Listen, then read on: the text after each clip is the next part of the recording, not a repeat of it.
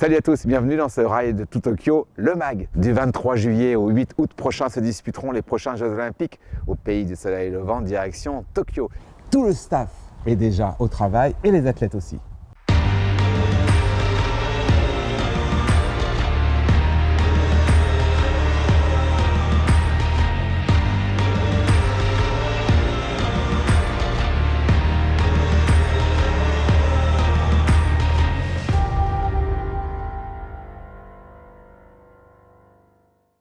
Pour notre première immersion, nous sommes au parc équestre fédéral à la Motte-Beuvron pour être au cœur et dans les coulisses de l'équipe de paradressage. Vous allez voir, ambiance souriante mais studieuse.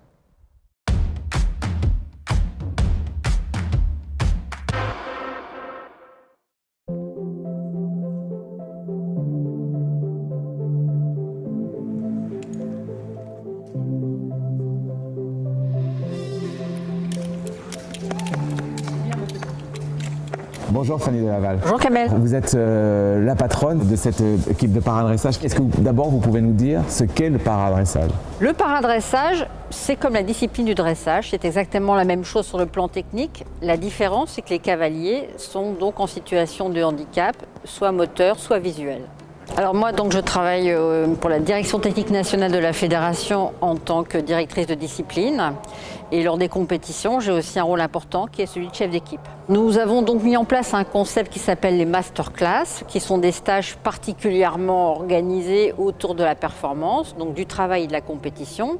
Et aujourd'hui, actuellement, on a un staff de 6 personnes pour accompagner donc cette discipline, les cavaliers. Nous avons un entraîneur national qui s'appelle Philippe Sellerier, qui est aussi sélectionneur. Il y a une vétérinaire fédérale, il y a une personne qui est chargée de la coordination du soin des chevaux et du grooming. On a un consultant international juge paradressage 5 étoiles qui est portugais, qui s'appelle Carlos Lopez. Et depuis très peu aussi quelqu'un qui nous aide sur la préparation mentale. Et aujourd'hui, il y a un entraîneur qui prépare les chevaux. Vous allez les voir, les juger. Vous allez regarder quoi? Expliquez-nous. C'est notre juge international qui juge. Moi, je l'accompagne pour secrétarier et puis pour regarder avec lui. On regarde la performance exactement comme s'ils étaient en compétition. C'est-à-dire que l'idée, c'est de les préparer à dérouler en compétition dans quelques semaines et à ne pas se retrouver dans une situation un petit peu inconnue ou stressante parce que pas assez expérimentée.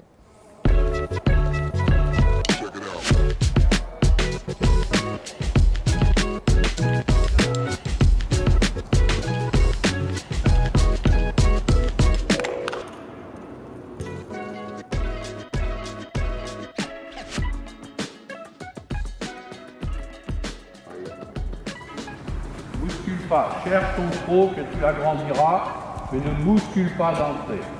Voilà, d'accord. Bonjour Philippe Sellerier. Bonjour. Je vous ai vu entraîner vos cavaliers. Faites pas du tout attention à leur handicap. Vous les ménagez pas du tout.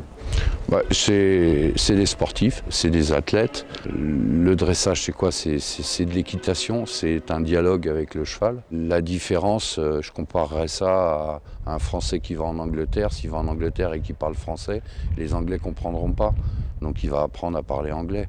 Et ben là, on leur parle différemment parce que la langue est différente, parce que le handicap ne permet pas de parler comme des dresseurs valides. Mais le sport est le même. D'accord. Sors et avance. Là, pas plus, pas plus. D'accord. Sur ton contact.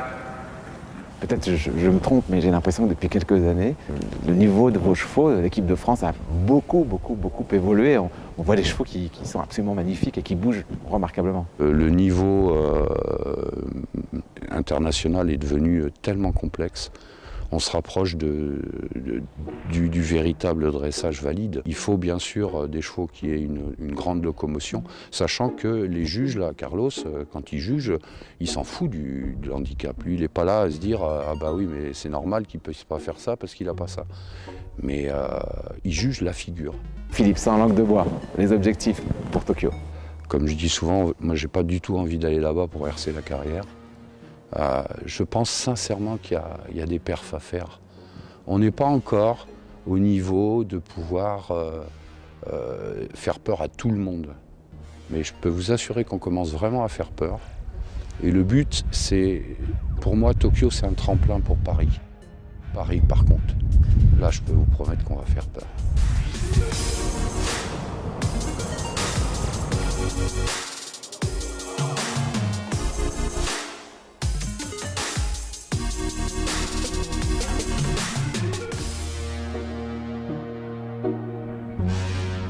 C'est la fin de la masterclass pour les athlètes du paradressage.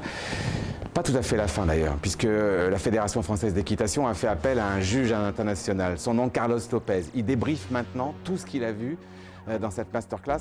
Après ça, combien de points tu crois que tu as fait aujourd'hui? Moi, je me serais mis à 70. 73, 75.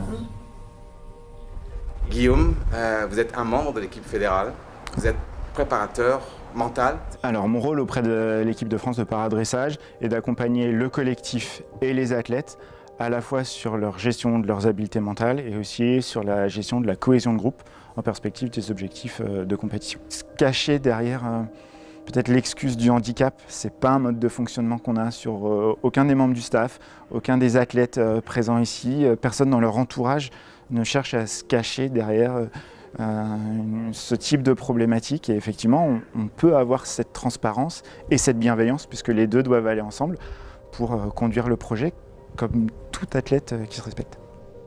Pour l'entretien de ce numéro de Ride to Tokyo Le Mag, on va quitter la mode Beuvron et également changer de discipline, puisque nous rencontrons en Normandie un cavalier déjà olympique, Kevin Stott.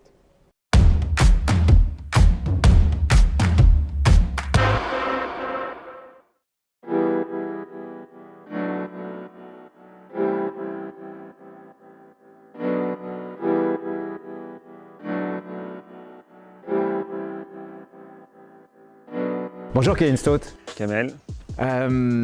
Les Jeux Olympiques, normalement c'est bientôt à Tokyo. Vous avez déjà beaucoup d'expérience et une très belle expérience qui est Rio 2016. L'expérience pour les Jeux Olympiques, c'est évidemment très important. Je pense que ça a une bonne forme d'importance. Ça fait 2 Olympiades, une bien ratée à Londres, l'autre mieux réussie à Rio.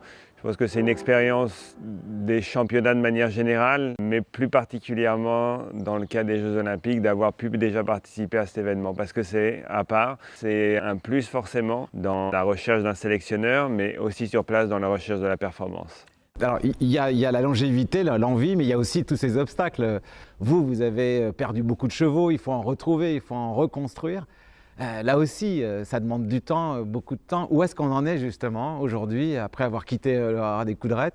Où est-ce qu'on en est dans la possibilité de partir à Tokyo? C'est vrai que maintenant, installé dans mes écuries ici, repartir sur un nouveau système. Pendant 10 ans, j'avais eu le luxe d'avoir des propriétaires exclusifs avec le haras de Hus et HDC. Il y a 2 ans que je suis revenu dans les écuries familiales, il a fallu reprendre, je dirais, un système classique. Aujourd'hui, j'ai pas mal de jeunes chevaux prometteurs qui sont encore à former et j'ai 2 chevaux qui peuvent prétendre à une participation olympique. Et il s'agit de Tolède et la jument commence à être vraiment très très performante. Et il y a Viking qui est un cheval de cœur parce qu'il a une histoire particulière, parce que c'est un cheval qui a énormément de caractère, mais qui a un potentiel incroyable. Il a toutes les qualités pour faire les Jeux Olympiques.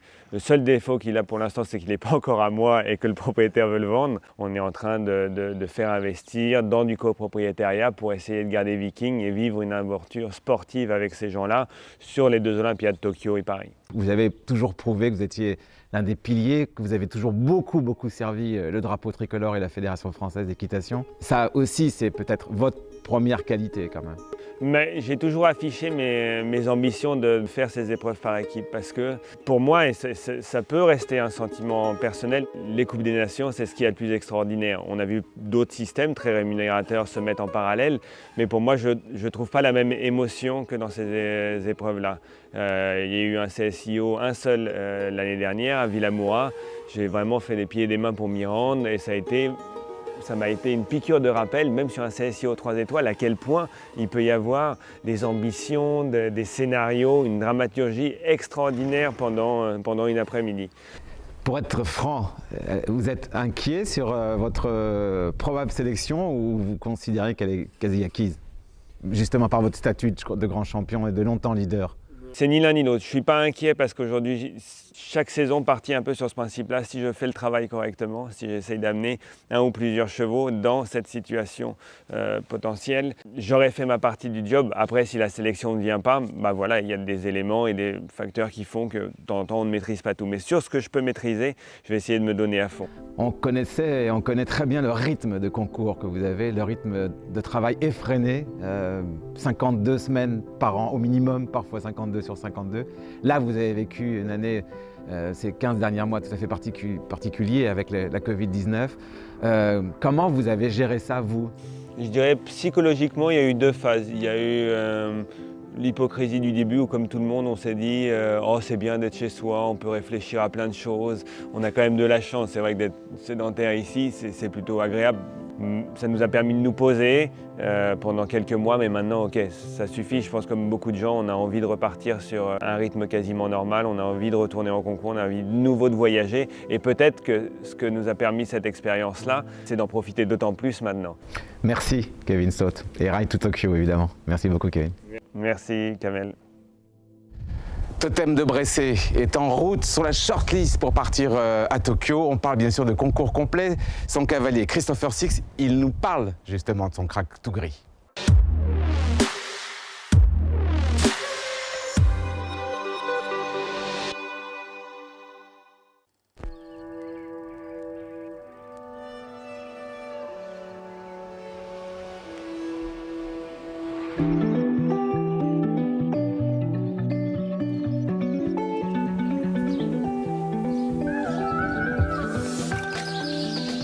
Mon cheval s'appelle Totem de Bresser. C'est un cheval de 14 ans qui a couru les championnats d'Europe en 2019 et qui, j'espère, pourra faire les Jeux Olympiques cette année à Tokyo. Totem, je l'ai rencontré grâce à Brice Luda, parce qu'il avait une cliente, Juliane Swain, qui montait chez lui à Nantes, voilà, qui faisait de l'amateur élite avec ce cheval-là. Elle est venue faire ses études sur Paris. Donc Juliane est arrivée avec Totem, c'est là où on a fait connaissance. Donc pendant une année, je l'ai coaché en concours, je l'ai fait travailler à la maison. Donc voilà comment la rencontre s'est faite.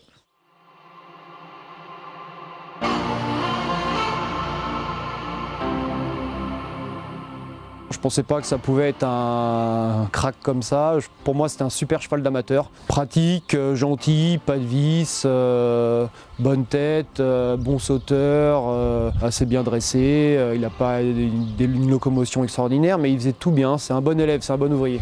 Christopher, qui est associé à Totem de Bresser, c'est français, fils de Villard Pérez, champion en CSO de Villard Pérez. Christopher Six, c'est parti, on lui souhaite bonne route, il défend la 3e place, 29 points contre 1. Je l'ai monté un petit peu comme ça, au pied levé, quand les propriétaires m'ont demandé de le récupérer pour le revaloriser afin de le vendre, parce que Juliane n'avait plus le temps de le sortir. Et là, sur un niveau d'épreuve, j'avais hésité à le mettre, je trouvais que le niveau était un peu difficile, et il a fait ça avec une facilité déconcertante, donc je me suis dit qu'il en avait quand même un peu sous le pied, quoi. Donc il a fait ce concours à Radupin qu'il a bien fait, ensuite il a couru la Pro à Saumur tout début d'année d'après où il la gagne. Après il a couru le Grand National au Lyon d'Angers où il est classé, et puis de là Thierry Touzin m'a envoyé faire la Coupe des Nations à Streszgom en Pologne. Et là, on gagne par équipe et il est deuxième en individuel. Et là, je me suis dit, pourquoi pas rêver à plus? Et à ce moment-là, les propriétaires ont décidé de le garder et de faire du sport avec.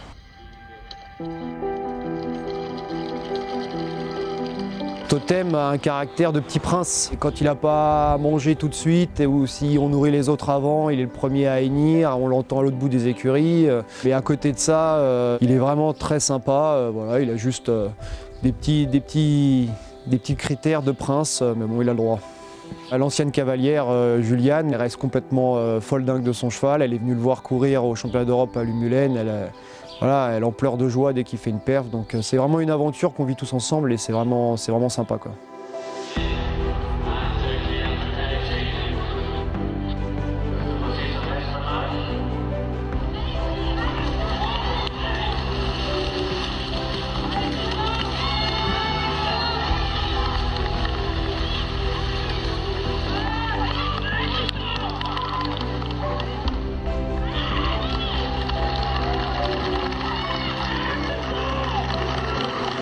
Totem n'est pas émotif, donc on peut le mettre dans une arène comme à Aix-la-Chapelle par exemple. Et c'est pas quelque chose qui l'émeut, bien au contraire, ça lui met un petit peu d'excitation, ça lui donne du brillant. Totem au départ avait des petites appréhensions sur les gués. Tout le reste c'était parfait, mais il se retenait devant les entrées de gués. Et à force de répéter, maintenant aujourd'hui il se retient plus du tout. Et c'est un super cheval de cross parce qu'il est rapide. Je ne sais pas si c'est le cheval de ma vie. Au jour d'aujourd'hui, oui, forcément. Il m'a fait rentrer dans l'équipe première, donc oui. Après, Totem a 14 ans, moi j'en ai 35. J'espère que j'aurai d'autres chevaux comme lui dans ma carrière. En tout cas, c'est une belle histoire. Oui.